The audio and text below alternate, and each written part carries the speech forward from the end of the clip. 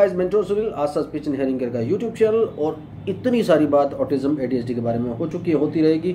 136 video आपके सामने लेकर आया हूँ। इसके पहले जो वीडियो था वो इंस्पायर्ड था संचिता और अभिजीत पॉल के कमेंट से, और ये वाला जो वीडियो है ये इंस्पायर्ड है रवि चावला के कमेंट से, जिन्होंने अपने कमेंट में ये डाला है कि क्या ये बच्चे यानी ऑटिस्टिक बच्चे अपने पंजों पर चलते हैं। पंजों पर चलने का मतलब पैर को पूरा ना रख के आगे के पंजों पर यूं यूं यूं यूं करके चलना।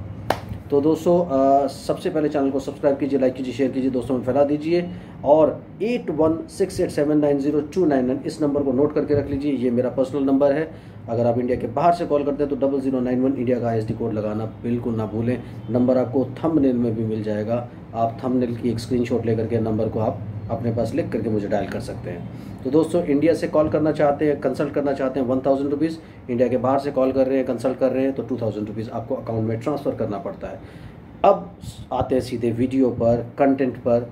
जो बात रवि चावला ने पूछी है उस पर, क्या बात पूछी है उन्होंने कि क्या ये बच्चे पंजों के बल चलते हैं। माय डियर फ्रेंड्स, जब आप ऑटिज्म को डायग्नोज करते हैं तो इतना सारा कुछ आपको करना होता है। इतने बड़े बड़े क्वेश्चनियर्स बने हुए हैं वर्ल्ड में, उनके सबके नाम तो मैं आपको नहीं बताऊंगा, लेकिन येस, काफ़ी सारे क्वेश्चनियर्स, काफ़ी सारे क्वेश्चंस आपसे पूछे जाते हैं, केस शीट्स तैयार की जाती है, हिस्ट्री ली जाती है, और फिर एक डायग्नोज बनाया जाता है जिसका नाम होता है autism. But my dear friend, क्योंकि मैं 24 साल से फील्ड में काम कर रहा हूँ, nowadays I don't go by books, I go by my own experience। तो माय डियर फ्रेंड, जब आप बात करते हैं ऑटिज्म की तो बाय एंड लार्ज आप बात कीजिए एक्सप्रेशंस की। बच्चे का आई कांटेक्ट कैसा है, फोकस कैसा है, अटेंशन कैसा है, कम्युनिकेशन कैसा है, सोशल कांटेक्ट कैसा है, इन सब चीज़ों पे आप गौर कीजिए। क्योंकि सोलली आप देख लें कि बच्चे पंजे पर चलते हैं और डायग्नोज कर दे कि ऑटिज्म है और डन। कई सारे बच्चे जिनको बिहेवियर डिसऑर्डर्स होते हैं सिंपल, वो भी ऐसे चलते हैं, कई शरारत में भी चलते हैं, कई एक्टिंग करने में भी चलते हैं। ADHD बच्चे भी पंजों पे चलते हैं। तो माय डियर फ्रेंड्स, ये एक फैक्टर ज़रूर हो सकता है। जैसे अब आप कहें कि चेस्ट पेन हो रहा है तो ये हार्ट अटैक का एक सिम्टम है, ये एसिडिटी की वजह से भी हो सकता है।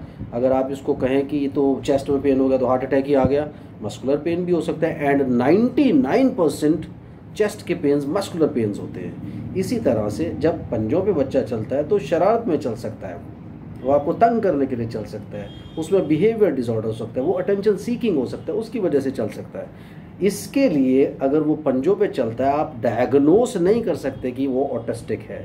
So my dear friend, autism को डायग्नोस करने के लिए बहुत सारे क्वेश्चनियर्स लगते हैं, ऑब्जर्वेशन लगता है, और सबसे बड़ी बात है जितने भी स्पेशलिस्ट हैं जो इस फील्ड के बारे में कुछ एक्चुअली जानते हैं, किताबें नहीं। मैंने देखा कई सारे थेरेपिस्ट बड़े सारे क्वेश्चनियर्स भरते रहते हैं कि ये हो गया, आपसे ये करता है बच्चा, वो करता है बच्चा, ऐसा करता है बच्चा, वैसा करता है, and then they come up with the diagnosis which is autism. And my dear friends, जो आप डायग्नोस भी कर रहे हैं तो आप ये मान के चलिए कि ये एक बिहेवियर डिसऑर्डर है यार, ये कम्युनिकेशन बिहेवियर डिसऑर्डर है। So why don't you use your insight as well. तो आप अपनी इनसाइट को भी यूज़ कीजिए। मैं तो अपनी insight, I don't go by books आज की डेट में, क्योंकि अगर मैंने डायग्नोस भी कर दिया और मैं आपके बच्चे को ठीक नहीं कर पाया, it is not justified. And autism लिखने में वो ज़रा भी एम्पैथाइज नहीं करते। दे simply come up and right autism की पंजों के बाद चल रहा है, ऑटिस्टिक हो सकता है, क्वेश्चन मार्क डाल के mild autism, moderate autism, severe autism, ये सब चीज़ें वो डालते रहते हैं। सो ASD, ऑटिज्म, ये सब कुछ डालने के लिए आप लोगों को बहुत कुछ सोचना चाहिए। मेरे हिसाब से 90% डायग्नोसिस आपके बच्चे को सिर्फ एक देखने से ही हो जाता है। यानी आप बिहेवियरल ऑब्जर्वेशन करें, उसका आई कांटेक्ट, उसका फोकस, उसकी अटेंशन, उसका एक जो आपके साथ सोशल कांटेक्ट वो बनाता है उसको देखना, कमांड्स को कैसे वो फॉलो करता है, उन सब चीज़ों को देखना। यू कैन सेल्फ डायग्नोस, और ईजिली ये सब चीज़ें डायग्नोस हो सकती हैं। बट खाली एक फैक्टर को देख करके दैट मीन्स वो सिर्फ एक फैक्टर है, यानी उसकी वजह से या उसके उस फैक्टर के होने की वजह से हम कहें कि ये ऑटिस्टिक है।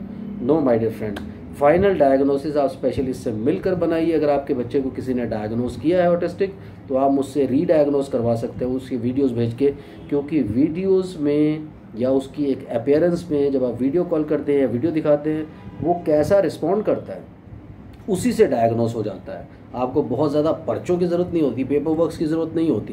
It is a disorder which is a speech यानी कम्युनिकेशन बिहेवियर डिसऑर्डर, और इसको कम्युनिकेशन और बिहेवियर देखने से ही इजीली डायग्नोस किया जा सकता है। सो माय डियर फ्रेंड, एक आध फैक्टर को कंसिडर करके खुद डायग्नोस मत कीजिए, यहाँ आप गलती पर होते हैं। ओके रवि, सो अगर आपका बच्चा काफ़ी बड़ा हो गया, दूसरा क्वेश्चन मेरे ख्याल से आपका एक और क्वेश्चन भी है कि उसमें कौन सी थेरेपी देनी चाहिए अगर बच्चा 8 साल का हो सकता है, मुझे नहीं पता, आपने अभी तक मुझे कॉल नहीं किया कि आपका बच्चा 8 साल का हो गया है। सो डियर फ्रेंड, आपने अगर 2 साल 3 साल 4 साल की उम्र में उसे कंसल्ट किया होता तो रिज़ल्ट बड़ी जल्दी से आपको मिलते, लेकिन नेवरदलेस आप डरिए मत, रिज़ल्ट किसी भी उम्र में मिल सकते हैं। आपको मोटिवेटेड होना पड़ता है, आपको प्रोग्राम्स लेने के लिए आगे आना है, आपको जोर लगाना है, आपको डेडिकेशन अपने दिखाने। मैं हमेशा बोलता हूँ कि मेंटोर सुनील के D3 प्रिंसिपल को फॉलो कीजिए, यानी डिसिप्लिन, डेडिकेशन, डिटर्मिनेशन।